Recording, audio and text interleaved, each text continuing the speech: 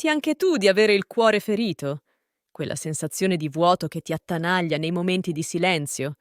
È la tua freccia avvelenata e sta aspettando che tu la estragga. Immagina di essere ferito da questa freccia. Il veleno scorre nelle tue vene e ogni battito del cuore ti avvicina alla fine.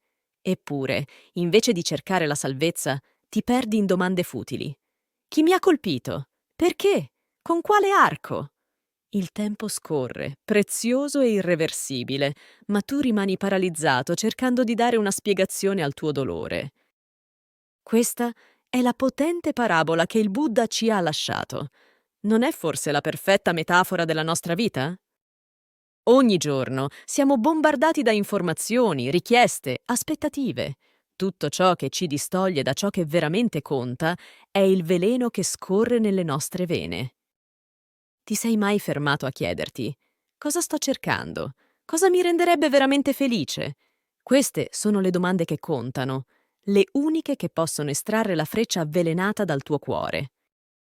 La vita è breve, incredibilmente breve. Ogni momento che passi a preoccuparti del passato, a temere il futuro, a inseguire l'approvazione altrui, è un momento perso, un momento che non tornerà mai più. Il Buddha ce lo sta dicendo attraverso i secoli. Svegliati! La tua casa è in fiamme e tu stai discutendo sul colore della vernice. La felicità non è un lusso, è una necessità urgente. È l'ossigeno della tua anima. Ci vuole coraggio per affrontare la verità, per guardare dentro di sé e ammettere: sì, sto soffrendo, sì, ho bisogno di aiuto. Ma è proprio in questo momento di vulnerabilità che inizia il vero viaggio verso la felicità.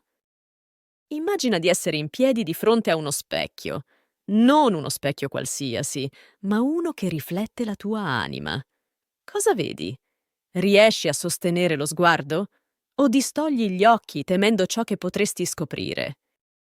La verità è che tutti noi abbiamo delle ferite. Ferite d'infanzia, delusioni, traumi, lutti.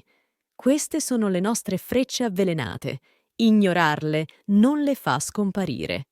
Al contrario, il veleno continua a diffondersi, contaminando ogni aspetto della nostra vita. Ma cosa accade quando finalmente troviamo il coraggio di guardare, di toccare quelle ferite con gentilezza e compassione? È in quel momento di vulnerabilità che si apre uno spiraglio di luce. È lì che inizia il vero viaggio verso la felicità. Ricorda, la vulnerabilità non è debolezza. È il coraggio supremo di essere autentici in un mondo che ci spinge costantemente a indossare maschere. È la forza di dire: questo sono io, con tutte le mie imperfezioni e le mie paure, ma anche con tutta la mia bellezza e il mio potenziale. Ora, immagina di essere un archeologo dell'anima. Strato dopo strato, inizia a scavare, rimuovendo tutto ciò che non è essenziale. Le aspettative degli altri, i dovrei che ti perseguitano, le maschere che indossi per compiacere la società. Cosa rimane quando togli tutto questo? All'inizio potresti sentirti nudo, vulnerabile. Potresti persino sentirti perso, come se non sapessi più chi sei senza tutte quelle definizioni esterne. Ma continua a scavare. Sotto tutti quegli strati c'è un nucleo incandescente. È la tua essenza pura, incontaminata. È quella parte di te che rideva liberamente da bambino, che si meravigliava di fronte alla bellezza del mondo, che amava senza paura. Toccare questa essenza può essere travolgente. Potresti sentire una gioia così intensa da far male, o una pace così profonda da sembrare irreale. È qui che trovi la risposta a tutte le domande che ti sei sempre posto. È qui che scopri che la felicità non è qualcosa da cercare all'esterno, ma un tesoro che hai sempre portato dentro di te. Ma attenzione, raggiungere questo nucleo non è la fine del viaggio, è solo l'inizio. Ora hai il compito più importante: abitare questo luogo di autenticità, portare questa luce nel mondo, anche quando sembra più facile nascondersi dietro le vecchie maschere.